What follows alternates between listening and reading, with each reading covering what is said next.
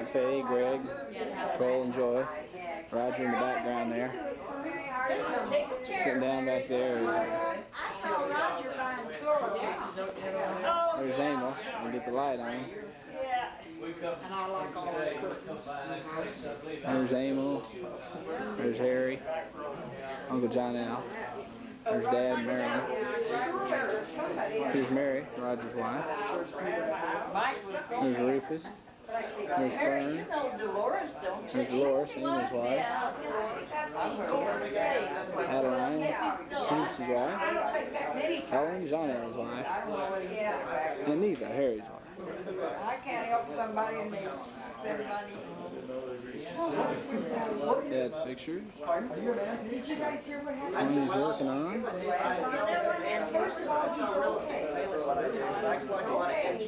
you know, they were all very young. I didn't know what she told me.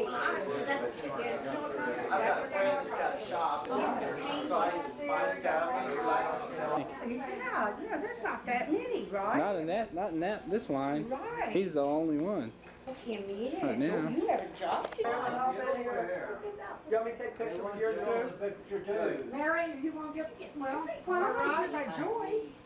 I'll get her right now, go. Go on. One more time. One more time. Everybody get together now. Greg in here. One more time.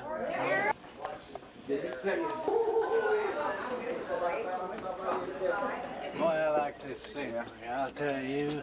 That's nice. Tell Chris where you think there's some arrowheads up there on that road. What road? Well, I'll tell you what. We come by there today, and this one end of it is kind of washed a little bit. Man, I'd love to hit that place, you know. I sure would. Listen to him. I'm listening. It's on New Highway, you know, going over down in Branson. He quit chipping commercially because he said it started. Oh, my. Very good at that. So I know a number of Yeah, guys that used to be. You know what I'm saying? They were just quite the opposite type of people. Yeah, they had the problems, you know, their mom and dad. About like that. Five or six of them playing out. That's so good. Oh, up in Nebraska. But they're not Boy, that my much. Oh, yes. Oh, her parents are some of the famous crossburners, you know.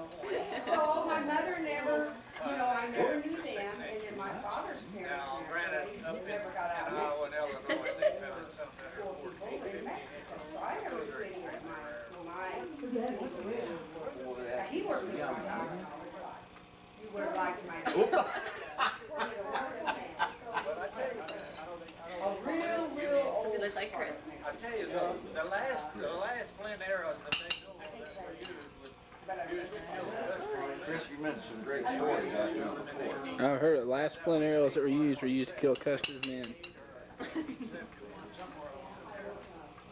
Yeah, they still, in fact, I seen the other day where a fellow was saying that he had some that were used in the battle, My uncle died. Custer's battle, that was flint.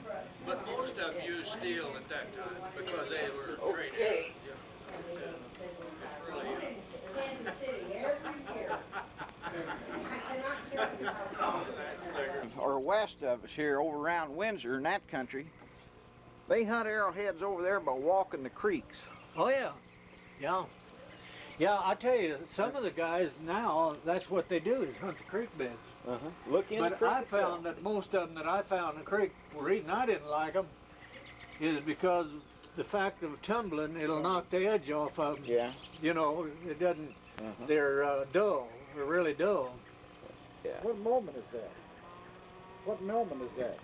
Well, it's Otto's, Otto is his grandfather, and Clarence Keller is his grandfather. But I don't know what his dad's name is. I know him when I see him, but I don't know what his first name is. No, but like I tell him, I said, Jake, did you try to make a few? And he said, yeah, I did, Emil.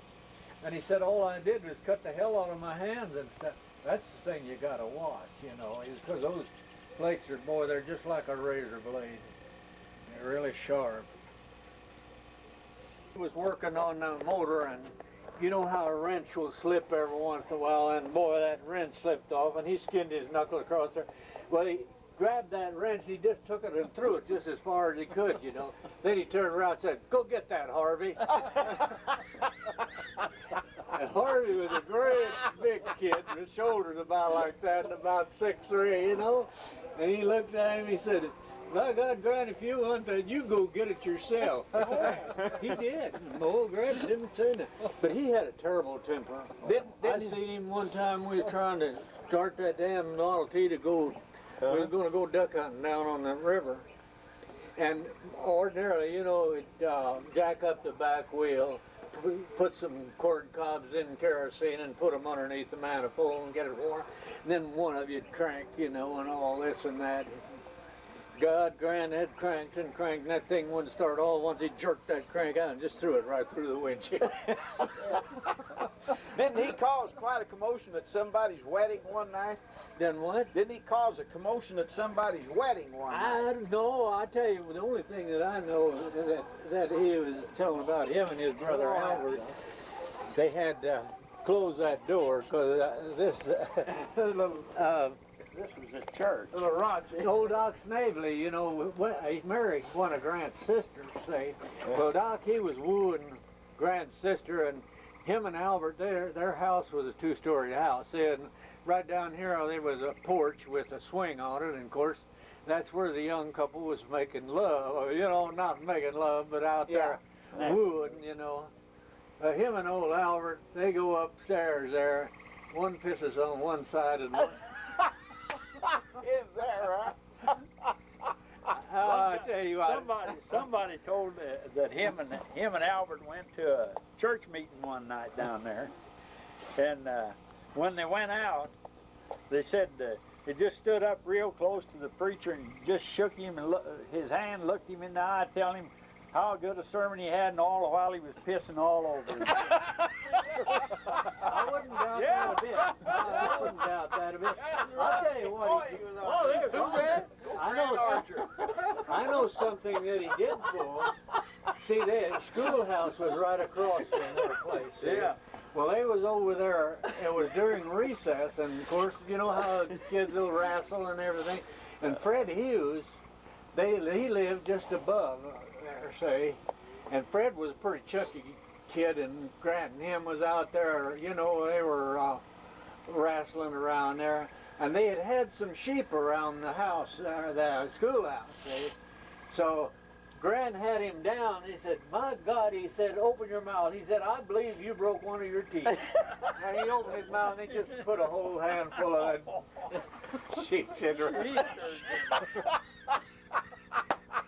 Yeah. God. He was known for that crap, I'll tell you. Well, didn't he shoot a hole in the ceiling somebody's wedding? That old Krishon, not old, lived down in that old tin house that was set on the corner there across from Henry Young. And that old bachelor lived there. I can't remember his name. It wasn't Krishon Brunkhorst, it was a Wickard, I believe. He lived in that house. And anyway, Lauren said they were down there, and Richard Fagin was there, and they was all drinking, you know. Yeah. And they get this old man to play that squeeze box, you know, and said old Grant, he'd just get to dancing around there, you know, walk by and turn the water bucket over, you know. Seen that gun sitting in the corner, and he just grabbed it and just throwed her up, pulled the trigger, and just blowed a hole right through the roof. Just keep on dancing like nothing happened. I'll tell you what tickled me is old Pete Gherkin used to come down here with his horse all the time.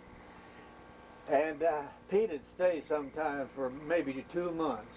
Yeah. He was a circuit rider, you know. He was. Well, he had a poor old horse, and of course Grant had a lot of corn down there, and old Pete, he'd feed that old horse 14, 15 years of corn every goddamn morning and every night, see? Yeah.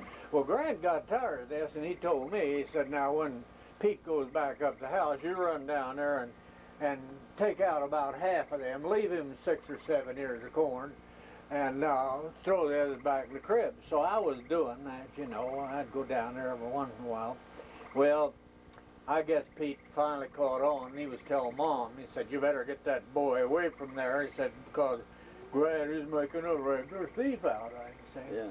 Well, anyway, one night it was snowing, just snowing like hell, saying old Pete had come driving in there just about dusk, and I can still see him.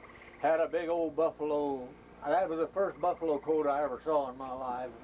Big old cap on, you know, and he got out and come in and we put his horse away, and he went upstairs when it was time to go to bed. See, and he was sleeping right across from me, like from here to there, and then Grant slept over on the other side, you know. Well, old Pete got to snoring real loud, see, and Grant says, Pete, he says, you're snoring, throw your bag off your ass or you'll smother to death. Well, Pete, he gets up and goes out down the steps, see, and goes outside, and he's gone a long time, you know, and he come back in, and pretty soon he crawled back into bed, you know. Well, we got up for breakfast the next morning, and Pete says, you know, he said, I had a hell of a dream last night. He said, I dreamed somebody said, Pete, it's snowing. You better go down and take care of your horse, you know. Well, he just heard part of it.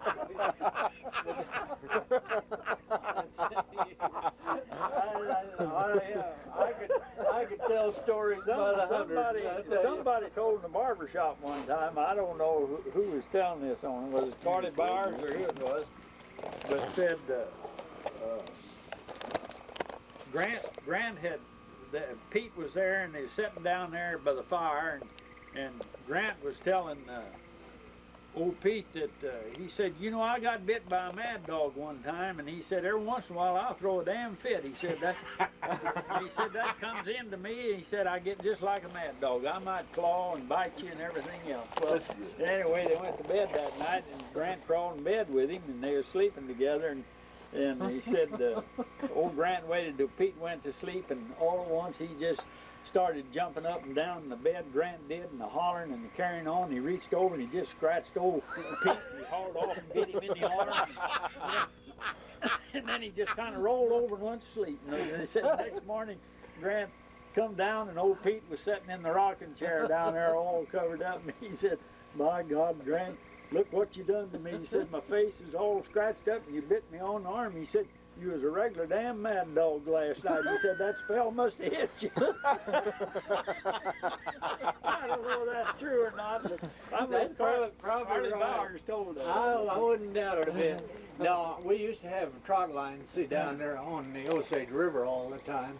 Well, old Pete was way up in years, and he used to, in the summertime, he'd sleep on the bank where Emil Varnberg used to live. That's where we had him, see? Yeah. Well, I never will forget one day we'd go down there and run the lines a lot of times, and sometimes old Pete had already run them before we'd get down there, say, and Grant, he'd look out and see him rowing, you know, and he always rode forward instead of most guys, you know. Yeah. He just rode opposite the way they did because he could see where he was going. And Grant would punch me and he'd say, look, we've got several good catfish on just the way Pete's rowing. Sure enough, you could tell he was. But what I was going to say, what really tickled me is, of course, in the spring of the year, you know, the ducks would come in on there, and hell, we always had shotguns and stuff in the boat with us, and if the fish didn't bite or something like that, well, we'd kill a mess of ducks, see? Well, we got out to get out of the boat, and I jumped out of the boat and grabbed a hold of a chain, you know, and started pulling it up, and Pete was sitting in the back seat. He had two shotguns, one in each hand. Of course, I was too small to have a gun at that time. Well, Grant, he jumped out. He just grabbed a hold of that and just kept pulling and pulling. And pretty soon the back of that boat went down and the water started coming in. Here Pete was standing with both those shotguns like this in water just about. And Grant, he just standing there and laughing about it. See, he got a big kick out of that. Yeah. Well, wasn't Grant married back in those days? Oh, he wasn't. No, see, Grant didn't get married till, Way gosh, way up in life. Yeah, he was. Where up did in he his find 40s. her? She was Indian, wasn't she? Huh? Where did he find her? Wasn't she Indian? Yeah, she was from Oklahoma. Her and her sister owned quite a ranch, and they raised Narragansett and turkeys too. Yeah, See, at the fair. and He met her at she the was fair. competing against Grant up there at the fair all the time. So That's he where married his met her. competition. Yeah, right. Yeah, so Must have been something. that's where Yeah, he met her. But boy, that Clara was something else. I'll tell you. When he left here, Kenny parked over across the street from the barber shop, and he come over and he said, "John, Dad wants to say goodbye to you." So I went over there in the car, and he said, "By God, John," he was almost crying, you know. He said, "They're taking me off to California to die, and I don't want to go, but I've got to go." Yeah. He was just sick, just broke his Yeah, heart. he never did like California. No. See, all of his folks was out there. Grant went out there a couple times, and he always come back. He said, I don't like it. Yeah. The damn freeway scared him to death for one thing, and traffic and stuff. I'm sure But it did. that Albert, Albert finally got killed. Yeah, And but what's three other good, nice accidents. But Kenny got part of them, see, and of course Kenny, being Kenny, he sold them. That's the first thing that he thought about was. Where Did does you he see live? Kenny's wife by any chance when they were back there? I think I did, but I don't remember for sure. They came to see wood that make shingles for the, for the house and stuff like that. Well, O. Henry'd go up to the Corman Brothers and get his whiskey, see, and that was about 4 miles, something like that, straight through. One Sunday, O. Henry, he come down there to he was gone a long time, and Grant finally began to get worried. He said, "My God, Henry should have been back a long time ago, because he was just going to go up and get some whiskey and come back." Well, he got as far as Fred Hughes there, and he had to go across a fence. Well, he had this whiskey in a gunny sack, see, and he just tossed it across the fence, damn thing in a rock and busted all hell. So he had to walk all the way back up there, see, and that's why he was late. But what tickled me is one Sunday, I never will forget, that creek in front of Grant's was really running. Boy, it had rained and it was hot. That's And Archer. we had a foot log that went across the creek. In the Big Buffalo Creek. You find it down in there. And I looked down there and I could hear Henry coming across the field there. He's singing at the top of his voice. "I was born in '66, now I'm in a hell of a fix." He was staggered. And I just thought, well, I'm going to watch the old boy so he'd see if he can get across that log, see. Well, Henry started across that log, and he got about so far, and he seen he wasn't going to be able to do that, so he got down on his hands and knees, see. And he got just about halfway, and all at once I seen him swing over, and he was hanging on his hands like this, see? And his feet was clamped around there. Well, he could just hold himself so long. Finally, he just dropped into that cold water up to about right here, and just waited out. But I'll tell you, I laughed. It was plumb comedy. Well, it was a comedy to be around there all the time. There's always something going on. Yeah. I could write a book, I tell you. Yeah, I believe that. But I can truthfully say, Grant had a vicious temper, terrible temper. Yeah. But that fella never said a cross word to me. Yeah. Whenever he'd start getting really riled up, I'd just stand back there and laugh, and pretty soon he'd be laughing with you, Didn't he set up on a hill and throw rocks at his house one day or something and knock out a bunch of windows? Doing what? Didn't he set up on top of the hill one day when he's mad at his wife or something and bust out his windows? I don't know. It may have been, Neil, but it wasn't when I was around. Yeah. See, after he got married, I didn't hang around there much. I might go down there on the weekend, something like that, go fishing with him. Yeah. But I never did say. But see, when I was in school, hell, I used to go down there, and especially when I was in high school, my first 2 years in high school, hell, I was duck hunting. And get down there and get snowed in. I didn't care whether I got to school or not, and he didn't either. And I'd come prancing in there, and old Kirkpatrick was our teacher, and Kirk said, "Well, Emil, it was either how I was fishing or else did you kill any ducks? I'd just laugh and I'd say, yeah, Kirk, we got our limit, you know, and something like that. He didn't care. Were you living in Stover then? Yeah. Yeah. Yeah.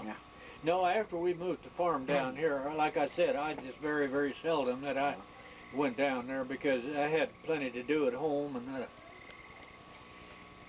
but I'll tell you, when I was growing up, I sure had a lot of fun. I'll tell you for sure. Emil, were there many deer down in that country in those days or not? Is what? Were there very many deer left down in there in those days or not? Deer? Yeah. Oh God, yeah. There were? Yeah. You know, I don't know whether you remember or not, but he had a deer head on his front porch there that he had killed, just several years before I went down there. But I know Grant killed one or two after that. On the other side of the river, like around Segretti and down through there. There wasn't any, I don't believe, on this side. They were all down in the southern part. But ducks, my God, I never saw so many damn ducks in all my life.